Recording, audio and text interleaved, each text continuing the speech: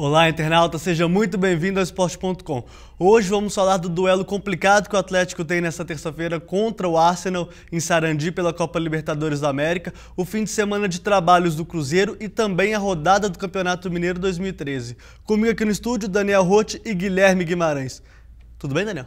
Tudo bem, Cabilo, lá, amigo de casa. Vamos falar aí principalmente dessa partida do Atlético, né? Complicada a partida do Atlético lá na Argentina.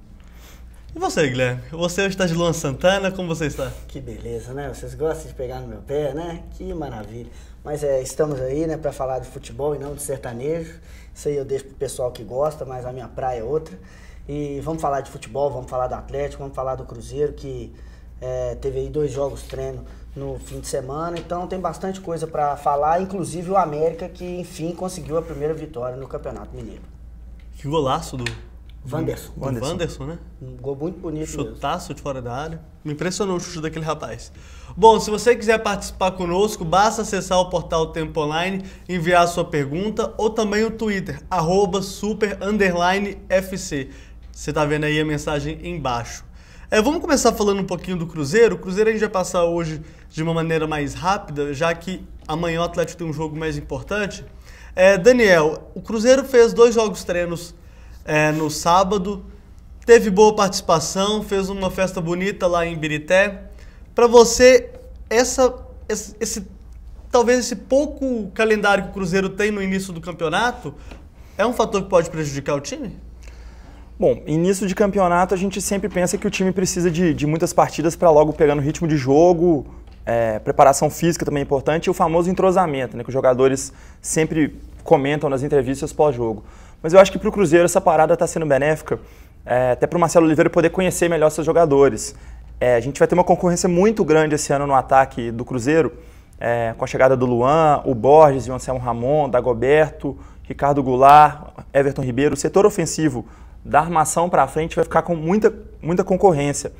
Então talvez essa parada seja boa sim para o Marcelo Oliveira poder analisar bem as peças, poder treinar situações de jogo, para quando chegar numa partida mais importante, mais à frente, partida de abril, Copa do Brasil, o próprio Campeonato Brasileiro, para que ele possa conhecer bem o grupo que ele tem em mãos e saber usar melhor essas peças, esses jogadores. E você, Guilherme, o que você acha disso? É bom e é ruim, né? Porque todo técnico também, apesar de concordar com o Daniel que essa parada ela é boa nesse sentido para o Marcelo Oliveira observar seus jogadores, mas os jogos oficiais também, eles são muito importantes, porque a gente conhece e sabe da diferença que o próprio atleta sente em jogar uma partida que em tese não vale nada e uma partida de campeonato. Vide aí o jogo entre Cruzeiro e Atlético, que foi o primeiro da temporada. Não foi um exímio jogo de futebol em relação à qualidade técnica, mas teve muita entrega, teve garra, né? Tanto do lado atleticano quanto do cruzeirense. O Cruzeiro saiu vencedor na partida e depois, em outras partidas que não tiveram a mesma chamada, né? a mesma importância, tanto o Cruzeiro quanto o Atlético não mostraram um bom futebol. O Atlético quase tropeçou diante do Tombense, o Cruzeiro venceu por goleada o América de Teófilo Otoni, mas a partida foi praticamente em ritmo de treino. Acredito que os jogos oficiais vão ser importantes, casando aí justamente com essa preparação que o Marcelo Oliveira tem feito nesse período de pausa no calendário oficial do Cruzeiro. E com isso vocês responderam a pergunta do Lucas Perdigão aqui de Belo Horizonte. Obrigado, Lucas, pela sua participação. Mas eu acho assim, às vezes quando o Cruzeiro joga nesses jogos treinos, a gente vê um Cruzeiro jogando contra o Mamoré, contra um time de expressão mais forte, mas eu não sei a que nível representa, por exemplo, pegar o Progresso de Angola ou o Grêmio Morro Alto, né? Eu não sei o que você acha também, Daniel. Eu acho que faz parte, Cabido. Esses jogos contra as equipes amadoras, semiprofissionais, fazem parte porque para o time justamente pegando para ir melhorando aquela química dos jogadores de frente, saber qual a movimentação do companheiro que acabou de chegar, para onde ele gosta de correr, que tipo de bola ele gosta de receber. Querendo ou não, acho que num sentido de competitividade, o jogo realmente não vale muito. Mas ali dentro de campo, a coisa vai funcionando dessa forma, conhecendo o companheiro, conhecendo a partir dessas partidas teoricamente mais fáceis, que você vai poder fazer uma jogada diferente, vai poder tentar aquele drible mais ousado, aquele passe mais difícil, que talvez a partir do Campeonato Mineiro, por conta do adversário também estar lutando por algo, o Cruzeiro não conseguiria fazer. Acho que faz parte sim, esse tipo de jogo de certa forma, ele é benéfico para o Cruzeiro. E tem um detalhe que vale a gente ressaltar, é que o Cruzeiro no ano passado ele também fez jogos preparatórios com o time de Angola, né, o Sim. Progresso. E é o que a gente consegue ver com muita clareza, obviamente sem comparar os dois times, mas o de 2012 era muito ruim. Tanto é que perdeu um jogo treino pro Progresso por 1-0. No outro teve confusão, Wagner Mancini tirou o time de campo, até comentei isso aqui no último programa. Então o Cruzeiro está no caminho certo. O Marcelo Oliveira tem acompanhado bem a equipe, o Vinícius Araújo está despontando aí como uma grande promessa do Cruzeiro, tem que ter mais espaço em outras partidas do Campeonato Mineiro. E vamos ver o que o Cruzeiro vai ter aí para apresentar já no próximo jogo, né, no fim de semana, contra o Tombense, que vai ser um jogo, a gente estava comentando aqui em off, o Daniel falou muito bem, vai ser um jogo de liderança, né, porque o Tombense conseguiu aí se aproximar da cabeça do campeonato, então parece que teremos um bom jogo, e assim esperamos. E o que você espera desse jogo, Daniel? Olha, o Tombense foi um time que endureceu contra o Atlético naquela primeira na verdade foi a segunda rodada, na primeira rodada, aliás, do Campeonato Mineiro, jogando lá em Tombos. Agora, tem uma equipe que marca bem, que fecha bem os espaços, parecido com o Guarani, que também conseguiu neutralizar o Cruzeiro. Mas jogando no Mineirão, um sábado, a torcida deve comparecer, tem tempo que o Cruzeiro não joga em casa. Eu acho que o Cruzeiro tem tudo para resolver o jogo rápido, até para o Marcelo Oliveira poder depois, com mais tranquilidade na partida, analisar melhor a equipe, testar situações de jogo, enfim. O Cruzeiro, obviamente, é o favorito, é a equipe maior, é a equipe que tem mais qualidade, mas o Tombense está forte, está em terceiro lugar e, quem sabe, pode conseguir uma vitória dentro do Mineirão para dormir, pelo menos, na liderança do Campeonato Mineiro, já que o Atlético joga só no domingo. E você, Guilherme, você acha que a Tombense pode endurecer esse jogo, sim? O Daniel falou uma coisa interessante, né? O Cruzeiro, dentro de casa, tem que mostrar, tem que se impor, fez isso contra o América de Teófilo-Otoni, né? O Tombense fez um jogo bom contra o Atlético, deu susto, marcou. É um time muito bem treinado, inclusive, né? O time é aquele time que é de empresários e jogadores que estão na equipe também são jogadores rodados, né? O próprio Éder, que esteve no Nacional, tá lá no Tombense. Muita gente assim, conhecida do interior mineiro. Uhum. Eles montaram uma equipe até então competitiva. E vamos ver, o Cruzeiro está bem preparado, usou aí a sua pausa no Campeonato Mineiro para treinar, para deixar os jogadores ainda mais entrosados. Marcelo Oliveira fez um cronograma que ele achou interessante, não deixou o time parado. Pode ser que a Tombense consiga sim dar um calor no Cruzeiro, mas o Cruzeiro dentro de casa, a gente sabe que é forte, vai ter o Mineirão cheio, tem promoção de ingresso para o torcedor, para comprar dois e pagar um, só o sócio torcedor, então acredito que muita gente vai acompanhar esse jogo e a gente espera que seja realmente um belo espetáculo. Vamos sair um pouco do Cruzeiro agora e falar um pouco da rodada do fim de semana do Campeonato Mineiro. O grande destaque foi a vitória do América sobre a Caldense, né? Não jogou tanto, não exigiu tanto assim da equipe para poder ganhar de 1-0 da equipe da Caldense. O que você achou desse jogo, Daniel? O jogo, assim, tecnicamente foi muito fraco, né? Chegou certo momento que estava, digamos assim, dando um pouco de sono na partida. O América não tem um time pronto. Foram muitas novas contratações, jogadores que chegaram de todos os cantos do país. Então a base do ano passado, que já era uma base, digamos assim, que tinha seus problemas, já foi um time que no final da Série B mostrou muitos problemas, já na mão do Vinícius Eutrópio, ela recebeu jogadores e ela ainda não encaixou. Os próprios jogadores têm falado isso muito depois das partidas do América. O time ainda não encaixou, não tem um sistema de jogo pronto, o próprio Eutrópio está mexendo muito no time. Agora, o importante mesmo foi a vitória, porque o América precisava tirar um pouco do peso das costas, precisava aliviar um pouco a pressão. Por ser um dos grandes do Campeonato Mineiro, ainda não tinha vencido até a terceira rodada e ia realmente ficar complicado. Mas o jogo em si foi muito fraco, eu não sei se vocês concordam com isso. Não, eu concordo. Tirando o gol do Wanderson, que a gente já comentou aqui, que foi realmente um belo gol, o América produziu pouco, né? Podia ter produzido mais, podia ter mostrado um futebol melhor. Muito calor no Independência também. Óbvio que os 3 pontos foram muito importantes, porque o América era o primeiro time fora da zona de rebaixamento, era o 10º colocado até a abertura da terceira rodada. Com a vitória, o América hoje é o 7º, né? Conseguiu aí mais 3 pontos, já tinha um com o empate do Boa, então soma 4 pontos e agora vai jogar fora de casa. E foram importantes a vitória, né, sempre em casa e fora de casa, obviamente é importante, mas o América deixou de conquistar pontos contra o Boa Esporte. Empatou e perdeu 2 pontos. Então precisa tirar essa diferença agora fora de casa. Né, o próximo adversário do América Tupi, é o Tupi em Juiz de Fora. O Tupi vem motivado, o Tupi venceu o Boa Esporte, né, nessa terceira rodada. Então o América tem que abrir o olho aí. O próprio Daniel aqui, nosso amigo, comentou da situação do elenco, tá em formação. O Vinícius Eutrópio aí tá tentando quebrar a cabeça para montar o melhor América. E até mesmo os jogadores. Os jogadores a gente vê que depois das coletivas ficam discordando de parte da imprensa, até dos torcedores.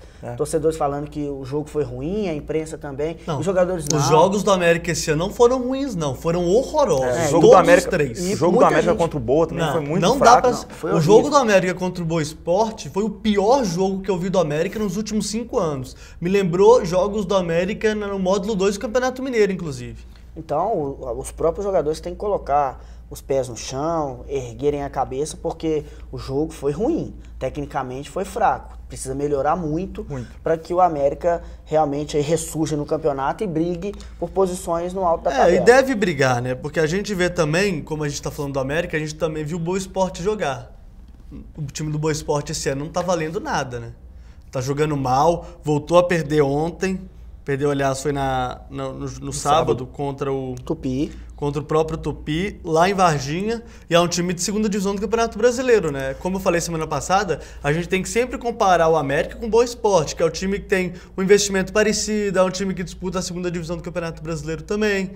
Ao contrário dos outros clubes brasileiros do Campeonato Mineiro que estão ou na Série C ou na Série D, então são times de investimentos parecidos e precisa ser comparado com ele. Sim. Agora, o Boa Esporte também está na 6ª colocação, venceu um, empatou o outro e perdeu o outro, né? Essa questão desses jogos, né? De adversário que faz muita pressão em um e deixa de pressionar o outro. Um exemplo que a gente tem é o Guarani de Divinópolis.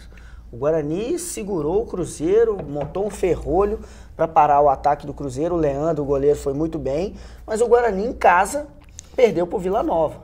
Né? A gente sabe da qualidade técnica do Vila Nova, com todo perdão ao pessoal lá de Nova Lima, mas é infinitamente inferior do Cruzeiro. Então, méritos para o Vila, né? Óbvio que venceu o Guarani fora de casa, mas o Cruzeiro tem muito que lamentar os 2 pontos que perdeu jogando lá na Arena do Calçado, porque o Guarani também não é tudo aquilo que muita gente aí disse. É apenas um time que se defendeu muito bem e contou com a tarde e noite inspirada do goleiro. Pois é, a situação do time do interior vai acontecer isso muito no Campeonato Mineiro. Para se fechar, realmente o time acaba tendo mais facilidade. O gramado pequeno, igual era lá em Nova Serrana, o campo mais estreito, você fecha bem os espaços, você tem uma atuação boa como o Guarani teve, a atuação boa do goleiro Leandro, você consegue segurar um time grande, mas aí depois você vai pegar um time de porte médio, um time menor, você tem que sair para o jogo. Você vai precisar jogar com a bola nos pés também. E aí, nem sempre o time vai ter a qualidade técnica necessária. Aí peca mesmo. Eu vou pedir para o Fausto rodar a tabela de classificação e a terceira rodada do Campeonato Brasileiro. Tá aí já na sua tela, o Cruzeiro venceu o Atlético por 2-1, lembrando que esse jogo foi há 3 semanas atrás, na reabertura do Mineirão. Aí, nesse fim de semana aconteceram Tombense Nacional 1-0 para o Tombense, Araxá 0, América Teoflotone 1. Esse está na conta do Guilherme, que falou que o América Teoflotone ia cair para a segunda divisão fácil.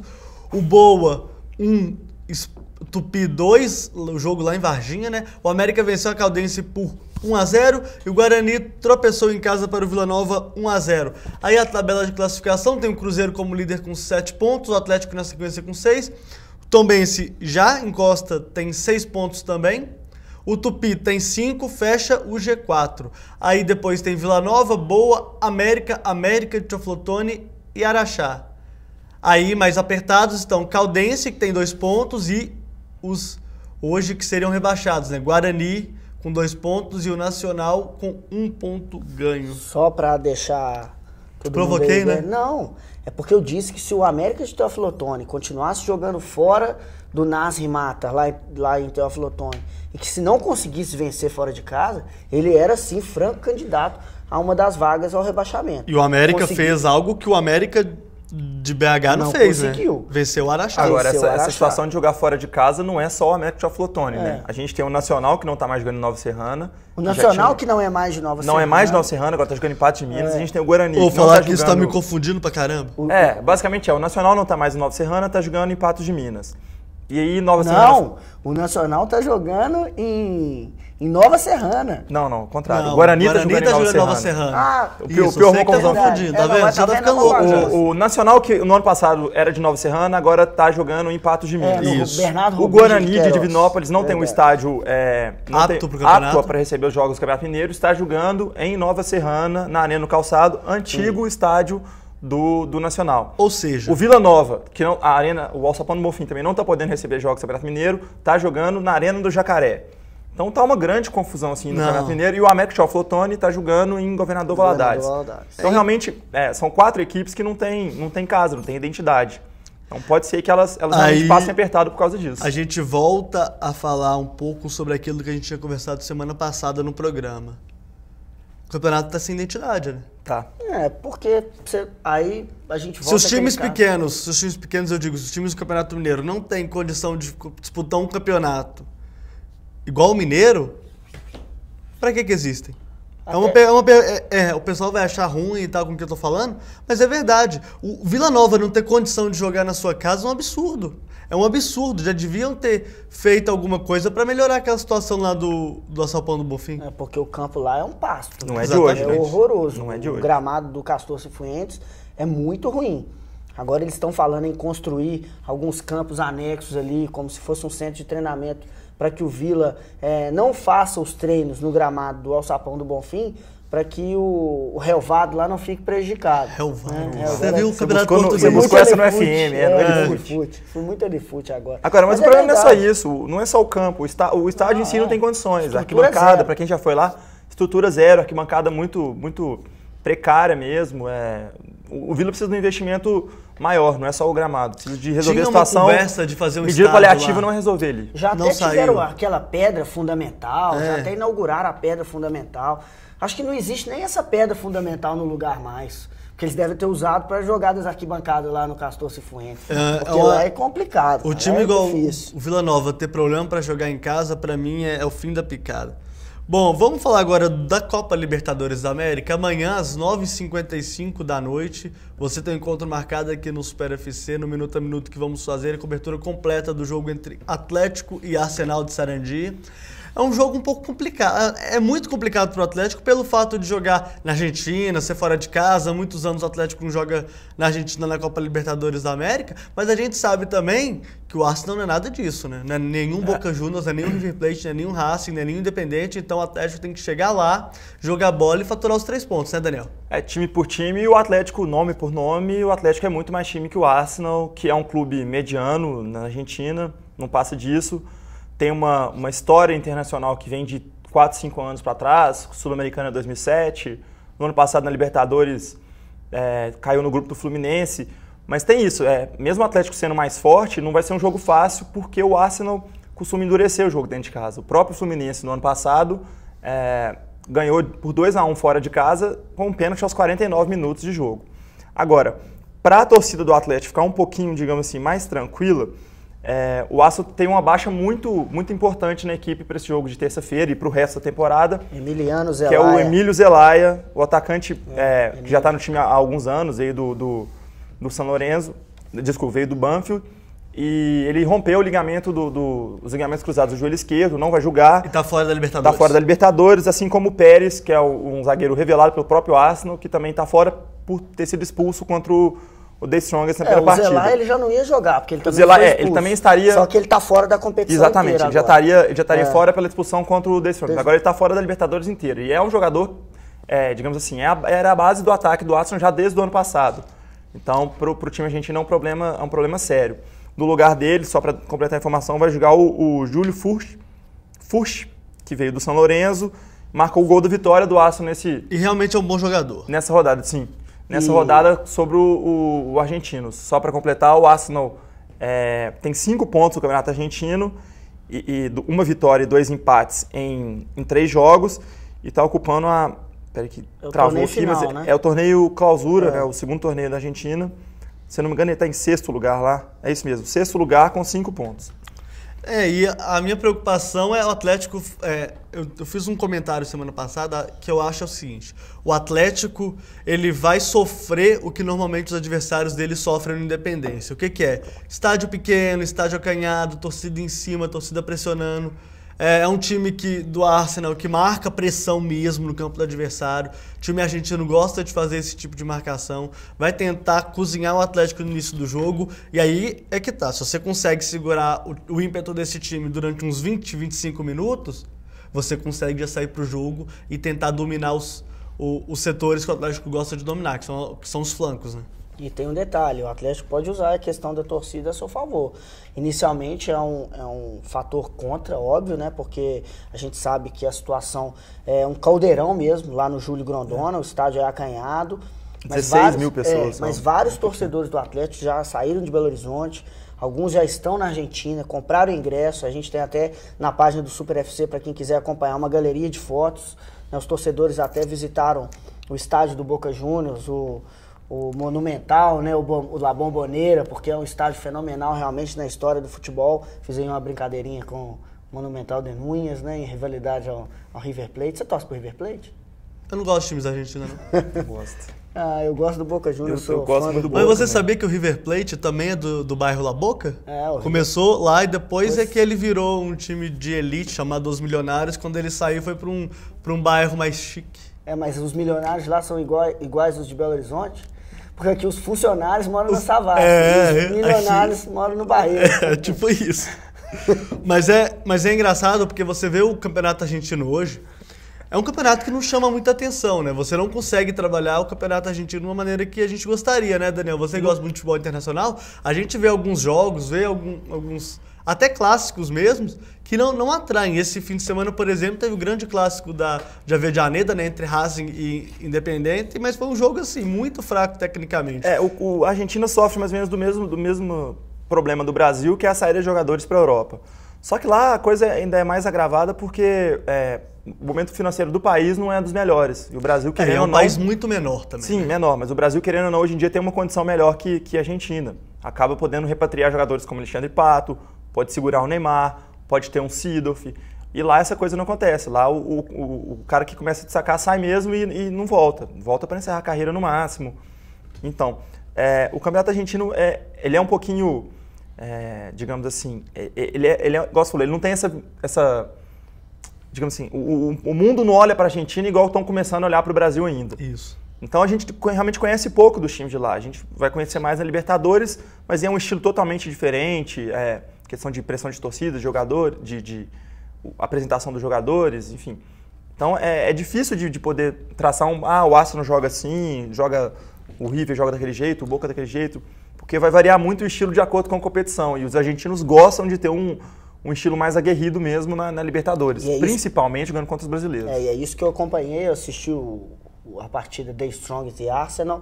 O The Strongest é uma equipe que mostrou muita correria, pouca técnica. Jogando na Bolívia você tem que fazer isso mesmo. Lá na altitude, né? E o Arsenal tem um chute potente nas cobranças de falta.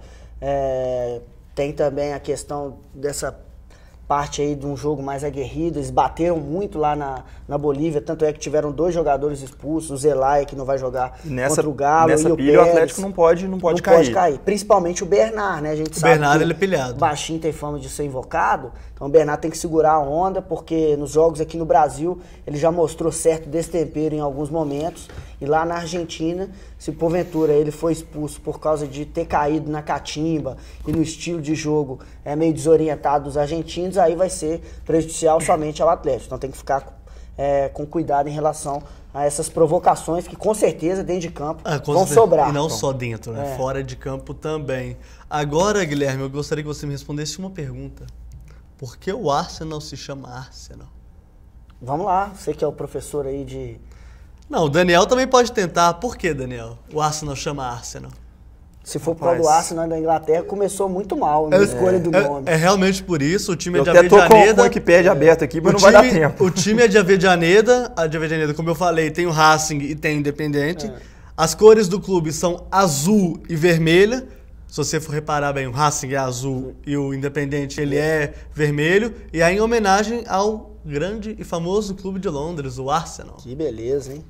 Claro que a diferença dos dois clubes é muito grande, né? Mas, lembrando que o Arsenal atual campeão argentino. Ele venceu o torneio Clausura com facilidade, inclusive. Ganhou o torneio com certa até tranquilidade.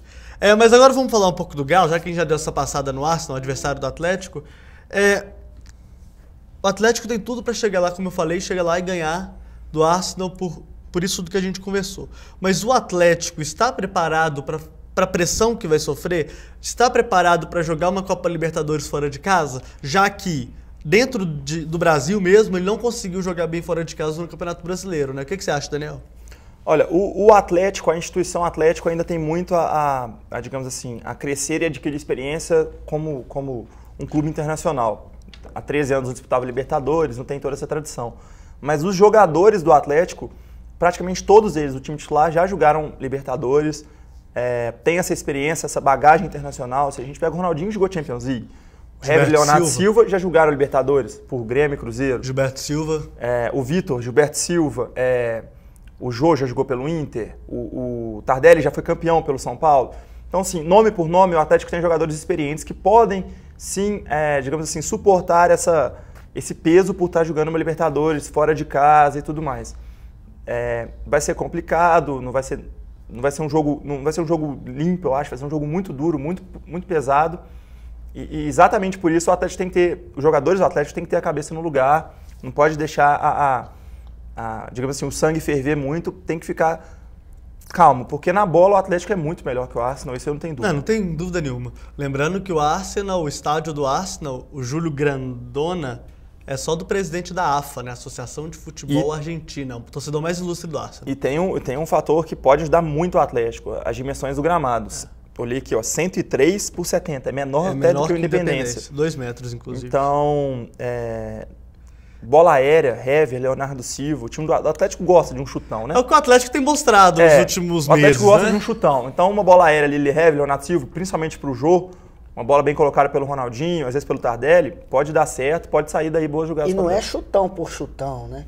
Porque justamente pelo estilo de jogo que o Atlético imprime no Independência, o chutão é uma jogada ensaiada. Exatamente. A gente já viu o Leonardo Silva fazer lançamentos aí da defesa do Atlético e a bola cair nos pés do Ronaldinho Gaúcho em um cruzamento, ou o Bernardo, ou o próprio Jô, finalizando a gol e marcando tentos para o Atlético. Então, essa é uma das armas que eu tenho certeza que o Cuca já deve ter ensaiado com os jogadores. O Atlético amanhã vai jogar no contra-ataque, você pode ter certeza disso. Mas eu acredito principalmente no começo. Vai. E o Ronaldinho Gaúcho é um jogador que vai ser avisado. Vai apanhar amanhã. E coloca praticamente, digamos aí, um certo medo também e apreensão no time adversário. Claro. Tanto é que no desembarque do Atlético no Aeroporto Internacional de Ezeiza, ele foi o mais assediado.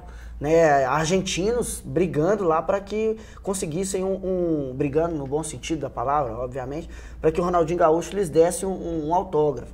Então, assim, é o personagem do futebol mundial, leva o Atlético aonde sem talvez o Ronaldinho Gaúcho dificilmente chegaria, né? Também acho que não.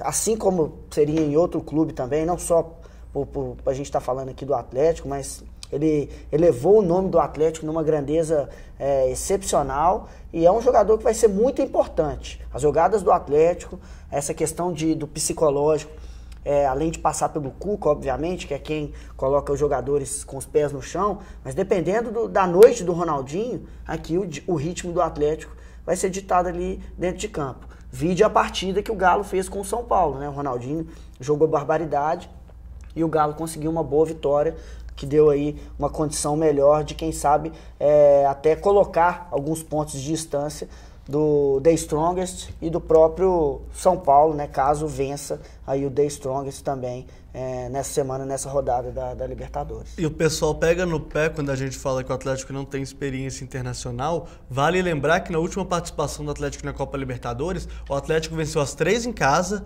contra um grupo que, se eu falar aqui, muito torcedor do Atlético nem lembra disso, né? Cobreloa, Bela Vista e Bolívar. Santa Fé foi então, era um grupo, assim, hoje, barbada. Não tinha a menor condição. E o Atlético conseguiu classificar em segundo, porque Bolívar perdeu todas... Exatamente, o Bolívar ficou em primeiro, porque perdeu todas fora de casa, e aí deu a sorte de pegar o Atlético Paranaense na outra fase, que o Atlético Paranaense foi o segundo melhor primeiro e o Atlético o segundo pior segundo. Naquela Libertadores de 2000, o Atlético perdeu simplesmente todos os jogos fora de casa. Foram 5 jogos fora de casa, 5 derrotas. E compensava dentro de casa. Dos 5 jogos dentro de casa, ele ganhou 4. O que ele empatou foi nas quartas de final contra o Corinthians e acabou sendo eliminado porque perdeu depois fora de casa. Não conseguiu levar essa vantagem. Jogar fora de casa é fundamental. A gente tem um exemplo mais recente, por exemplo, o Cruzeiro de 2008 tinha esse mesmo problema. Ele vinha no Mineirão, fazia um bom resultado, aí foi em Potosí, tomou de 5-0. Foi contra o São Lourenço, arrancou um empate, mas difícil. Caracas também. Foi disputar a oitava de final contra o Boca Juniors, perdeu fora de casa. Aí você já vem com uma pressão maior para decidir dentro de casa e aí complicou, perdeu. Então, saber jogar fora de casa é fundamental para ir longe da Libertadores. Porque o Atlético deu azar de ter o São Paulo, que é um clube muito rodado no futebol internacional, no futebol sul-americano, na sua chave. Então, a vitória sobre o São Paulo na primeira rodada foi fundamental porque coloca toda a pressão em cima do São Paulo. Porque aí o Atlético conseguiu a vitória, joga com mais tranquilidade lá em Sarandi. Se perder amanhã, resultado normal. Mas, claro, precisa devolver a vitória aqui no Independência, né, Guilherme? Com certeza. A situação do Atlético, até então, ela está tranquila. Essa partida contra o Arsenal pode aí deixar o Galo ou nas nuvens ou numa situação um pouquinho mais delicada. Também dependendo do resultado do jogo do São Paulo. É difícil falar, né? Apesar de ter assistido o jogo do The Strongest contra o Arsenal, não dá pra gente prever se falar assim, o São Paulo vai ganhar...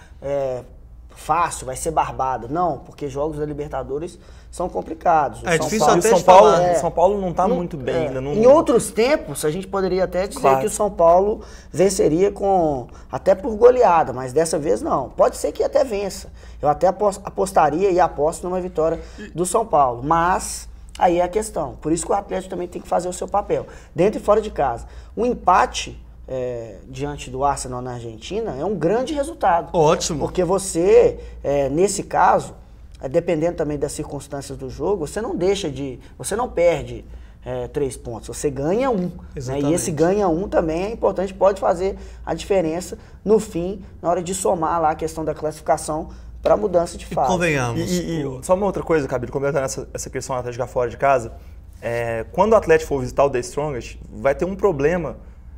Acho que a pressão vai ser ainda maior para o Atlético fora de casa na Bolívia por conta de todo esse acontecido do Corinthians, da morte do torcedor do São José. Então, acho que o Atlético vai encontrar um clima muito mais hostil lá na Bolívia do que encontraria se não tivesse acontecido essa fatalidade. Eu recomendaria até os atleticanos a não irem para lá. Isso acaba, de certa forma, influenciando um pouco dentro de campo. Uma pressão da torcida pode deixar o jogador um pouco mais nervoso, pode deixar o jogador do time mais motivado. Então, o Atlético vai ter essa dificuldade a mais para jogar lá na Bolívia, eu acho. Vai ser um jogo complicadíssimo contra o The Strongest. E fora a altitude de La Paz. Fora na altitude de La Paz. La Paz é um território realmente em que os brasileiros não se dão bem mesmo, né?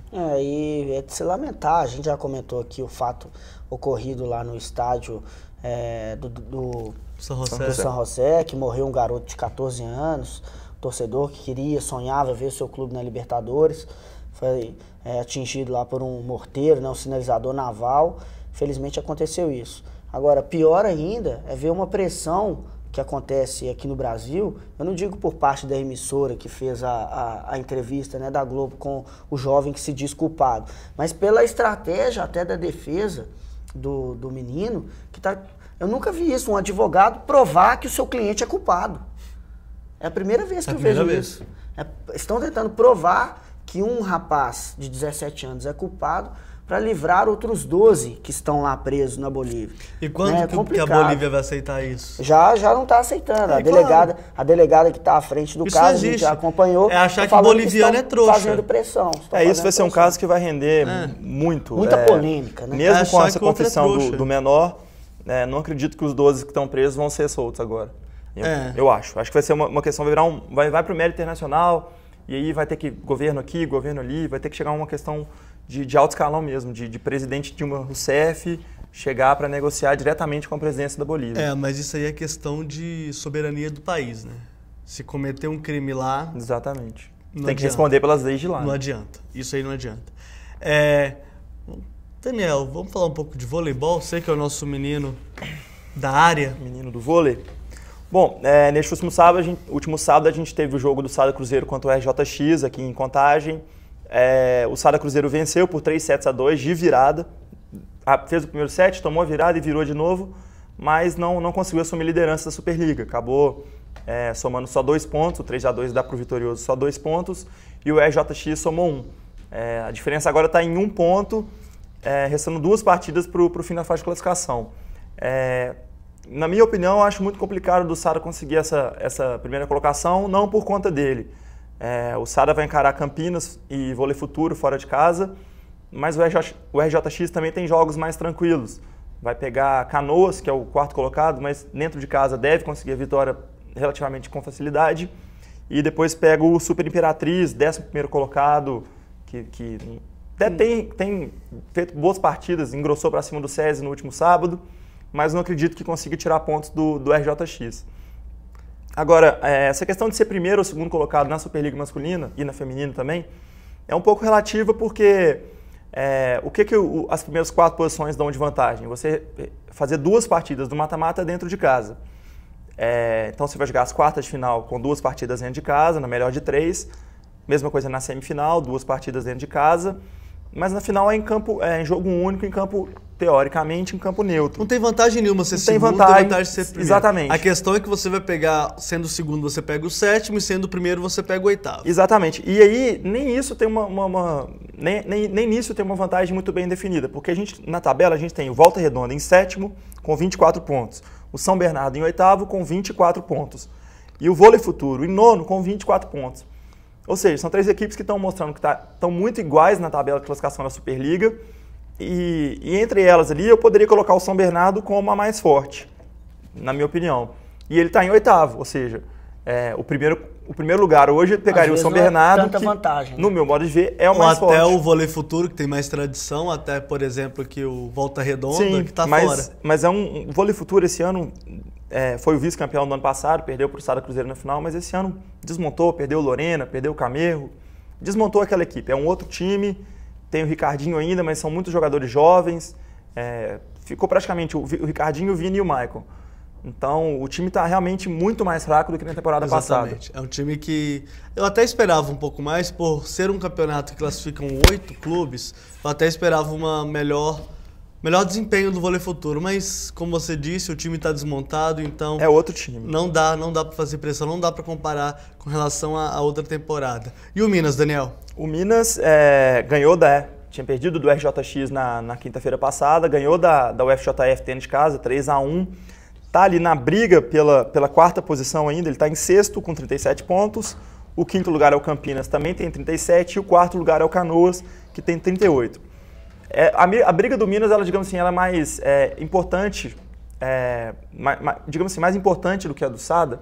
A gente já explicou que a briga do Sada, a importância dela é relativa, essa questão de ser primeiro e segundo, porque o Minas, esse 4º lugar para o Minas vai dar a chance de jogar sempre nas quartas de final, jogar 2 partidas dentro de casa.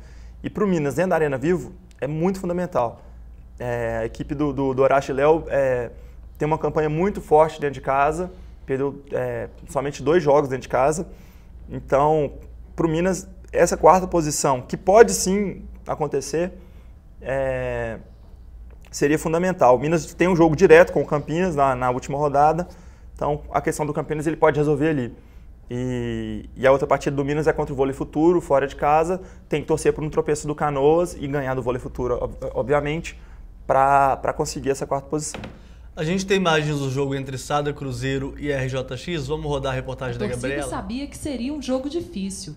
De um lado, o atual campeão, Sada Cruzeiro, precisava da vitória para alcançar a liderança. Do outro, o RJX defendia a permanência na ponta da tabela.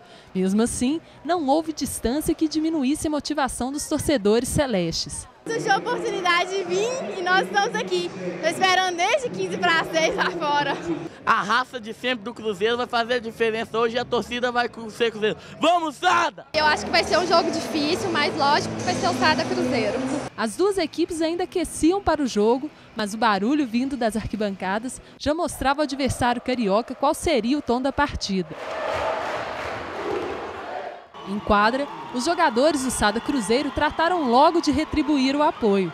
Com uma postura aguerrida, o time celeste estava determinado a vencer. Ciente da força do ataque do RJX, o Sada Cruzeiro sabia que só com um bom saque seria capaz de anular o adversário. E foi assim que o time celeste fez. O primeiro set começou equilibrado, com os levantadores William e Bruninho variando bastante as jogadas. Um lance marcado pelo árbitro contra os celestes, no entanto, esquentaria o jogo. Mas aí foi a vez de brilhar a estrela do ponteiro cruzeirense Leal. Em uma passagem pelo saque, o cubano fez estrago e ajudou o time mineiro a abrir uma vantagem de 9 pontos. Com a diferença, ficou fácil para a equipe da casa fechar o set em 25-17.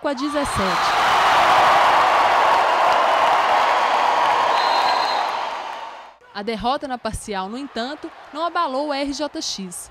O time carioca voltou melhor para o segundo set e aproveitou um momento de desatenção do Sada Cruzeiro para largar na frente. A vantagem do time carioca, que era de 2 pontos, foi aumentando à medida que a equipe celeste cometia erros e já não tinha o mesmo aproveitamento no saque. O RJX fez 25-19 e empatou a partida.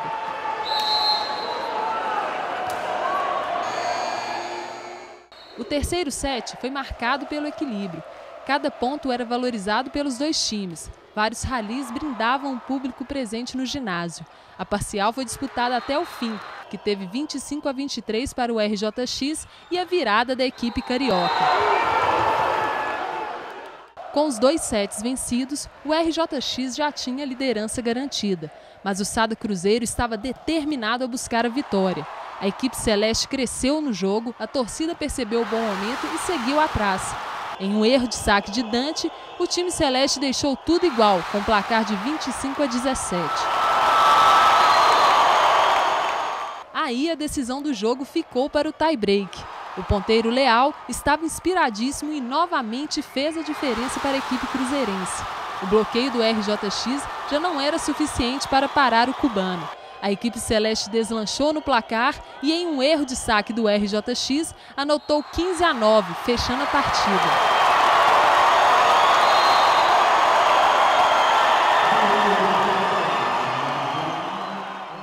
Com a vitória por 3-2, o Sada Cruzeiro acabou cedendo 1 ponto ao RJX, deixando escapar a liderança. Mas o time celeste ainda tem 2 jogos e garante que vai buscar o primeiro lugar até o fim. Mesmo sabendo que o 3-2 não daria a gente ainda a liderança, a gente sabia que era importante para nós, para o time, saber que a gente pode vencer, pode estar mais uma final e ser campeão e ganhar de qualquer equipe dentro dessa Superliga. Foi uma boa partida, creo que nosotros aquí jugó bem e por mi parte creo que jugué bem, nos merecemos esta vitória. Melhorou muito nosso jogo, trabalhamos bem no bloqueio, trabalhamos bem na defesa, assim. Fizemos boas passagens de saque também, assim que estou muito feliz com o time, com o rendimento e temos que manter esse nível para chegar bem ao playoff. O Sada Cruzeiro teve um bom rendimento, conseguiu vencer por 3-2, mas como o Daniel falou, o time não conseguiu assumir a liderança e dificilmente conseguirá isso nas 2 rodadas restantes do Campeonato Brasileiro de Voleibol, a Superliga Masculina. Você quer passar também o feminino? Só uma passadinha rápida aqui no vôlei feminino, que já está na fase dos playoffs. A primeira rodada vai ter o Banana Boat Praia Clube visitando o SESI, o Minas visita o Solis Nestlé, o Rio do Sul visita a Unilever e o Pinheiros visita o Vôlei a Mil. Os times que jogam dentro de casa foram os que ficaram melhores colocados na primeira fase. Guilherme, uma curiosidade aqui, né? A gente vai mudar de... Não, vamos continuar no vôlei ainda. Depois você fala a curiosidade que o nosso amigo Enzo mandou pra gente. Vamos lá. Você já viu o Dante jogando futebol? O Dante, ponteiro da RJX? Acho que a gente tem imagens, hein? Vamos assistir, né? Vamos embora. Coloca aí pra gente, Fausto. Vamos ver se ele é melhor que eu. Pode filmar aí. Cuidado, Ronaldinho. Ronaldinho que se cuide. Pode filmar, pode filmar. O Daniel tava nesse trágico momento do futebol Pois lá é. na Arena Vivo. O que você viu lá, É Daniel? o aquecimento dos times de vôlei, geralmente tem uma peladinha de futebol. E como vocês podem ver, o nível técnico é realmente baixo. E o Dante chegou pra gente na câmera ali, do Sidão, nosso cinegrafista. Ele fez uma provocação ao Ronaldinho, né? Falou que nem no Atlético tem um futebol tão bom quanto esse. E o time dele, que é o de camisas viradas aí, acabou tomando 3 gols rapidinho, perdeu de 3-0. Não deu nem pra aquecer direito. Acabou rápido, né? Acabou rápido, não deu graça. Agora, Olha, é feio, dói nos olhos mesmo pra ver. Você vê que eles não tiram a rede, a bola é a bola de vôlei, os tênis são os tênis de vôlei. E o Dante, rapaz, Olha, ainda bem que ele tem essa carreira vitoriosa na seleção brasileira, porque no futebol é mais não daria. difícil o cara passar por baixo da rede do que jogar futebol de fato. Talvez o Dante teria sucesso no futebol com essa dica aí que o Guilherme vai dar agora, né? Talvez, com quem certeza. sabe, né? Se tivesse a altura também do Guilherme, né? Talvez, Talvez. Eu sou rápido, sou ágil, jogo muito bem ali. O Guilherme, pelas quando pontas. passa debaixo da rede, nem precisa nem levantar pra ele passa direto. Eu tava vendo a imagem, o pessoal ali, sem pular, ele já tá na altura do Já gol. tá na altura do gol. Se der uma puladinha, Impressionante, vai né? bater a cabeça. A gente recebeu aqui do nosso amigo Enzo Menezes, de Menezes, um abraço para ele. Enzo Menezes de Menezes. Do site lá do Peru, libero.pe. O time universitário do Peru vai usar na Libertadores para combater os efeitos da altitude Viagra. Agora, você vai querer jogar perto desses caras? De jeito nenhum, né? Aí tem até um infográfico legal falando que o Viagra ajuda na melhor oxigenação Do quê? Na oxigenação do corpo, né? Do ar, né? Que dá da melhor forma de absorção do ar no corpo do atleta. É um termorregulador também que ajuda na vasodilatação. Aí tem outros, a melhora no rendimento, aí tá e não legal na doping? musculatura. E não é doping? Aí é que a gente não sabe, né? Aí tá dizendo aqui que vai repetir a forma contra o Blooming e o Grêmio. Vamos ver, né? Vamos ver o que é a Conmebol e o que é a Federação da Bolívia. Engraçado vai fazer, né? Tá falando que o Blooming já usou essa alternativa e o Grêmio também, né? Mas o engraçado é que o Universitário é de Lima e Lima fica a 2.600 metros, 2.800 metros de altitude. De altitude. Não é tão grande assim para um... Bom, enfim, cada um com seu cada qual, né? O pessoal no Peru usando Viagra realmente não ficou uma coisa muito... vou mandar uma dica pra ele, cuidado com as divididas aqui, né? Que vai ficar complicado. O pessoal que vai jogar contra, né? É difícil. Com essa, eu encerro o Esporte.com de hoje. Gostaria de agradecer a participação aqui do Daniel, nosso menino vôlei. Obrigado, Daniel. Obrigado, Cabido. Obrigado a todo mundo que está em casa. Você também, Guilherme Luan Santana. Um abraço para você. Meteoro da Paixão. Um abraço pro Daniel, um abraço pro internauta. E se você for jogar uma peladinha aí de sábado, a peladinha à noite, cuidado, não vai imitar o pessoal do Peru aqui não, né? Porque senão pode ter um problema com outro tipo de Peru. Aí é complicado. Você não vai mandar um abraço pros seus amigos do fim de semana, da foto lá? Ah, não. Deixa isso, eles já são abraçados, tem a amizade, eu falarei com eles mais tarde, estaremos aí numa partidinha de peteca que a gente joga toda segunda-feira. Peteca? Peteca. Você joga peteca. Então tá bom, gente. Com essa, né, Cabelo? Com essa, eu encerro o Esporte.com de novo. Um abraço, internauta. Até amanhã à noite, né? Com o Atlético e Arsenal do Sarandi. Um abraço e até lá.